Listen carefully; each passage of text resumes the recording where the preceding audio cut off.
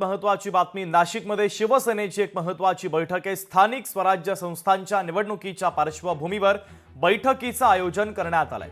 आगामी काळात मोठ्या प्रमाणात शिवसेनेमध्ये पक्षप्रवेश होणार आहे। बैठकीच्या दरम्यान नवनियुक्त आमदार आणि मंत्र्यांचं देखील अभिनंदन करण्यात आलेलं आहे।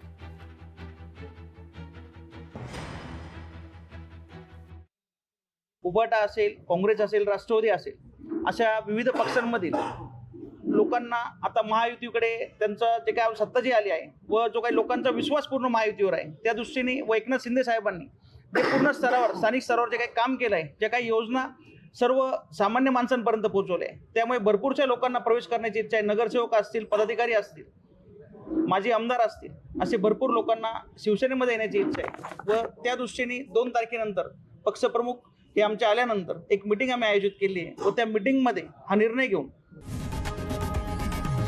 लोकशाही मराठी ऐका, पहा, जागरूक रहा।